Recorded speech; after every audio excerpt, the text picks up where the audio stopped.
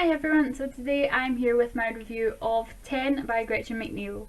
So this is a YA horror novel. I tend to avoid horror novels at all costs because my imagination when I'm reading horror novels goes into overdrive. I'm perfectly fine watching a horror movie because I'm seeing it on the screen and they tell me everything that happens, but in a book, when I'm reading it, I start to overthink things and I start to creep myself out, and it doesn't help when I was in the house myself reading this and there were some creepy bits in it where I was like, oh my god, what's going to happen? What's happening?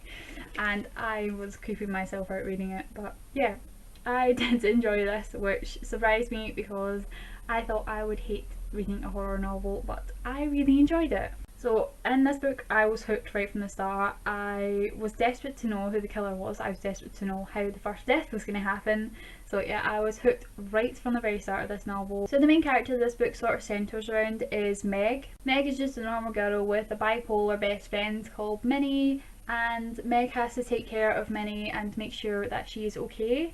And I felt really bad for her because Minnie can be pretty high maintenance and kind of bitchy even when she is on her meds, so I felt really bad for Meg for having to deal with her because Meg's just a quiet, normal girl who would much prefer to sit on her laptop and write a story rather than going to a party. But she decided to go with Meg to this abandoned island in the middle of the sea to have a house party.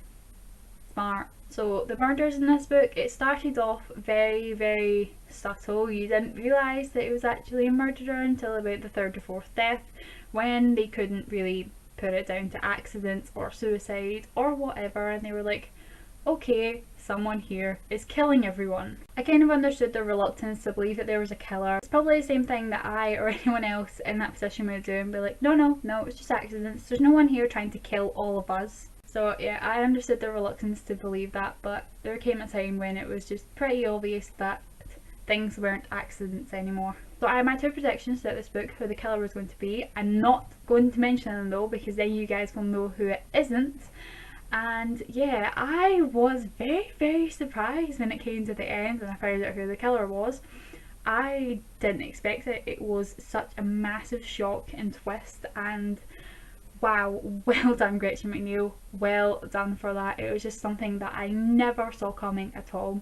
I did expect it to be one of my predictions because I thought I had it all sorted out from the very start, and then threw a spanner in the works and it was just absolutely fantastic. So I ended up giving this book 4 out of 5 stars. I absolutely loved it. I will definitely be going to read Agatha Christie's And Then There Were None, since I think this is sort of like based off of it, or is very similar to it. So yeah, I definitely recommend this book, purely if you're looking for a book with suspense, a thriller, and something with a huge major plot twist at the end that you do not see coming at all. This is definitely a book for you. So that was my review of 10 by Gretchen McNeil. I hope you guys enjoyed it, and I'll see you guys later. Bye everyone!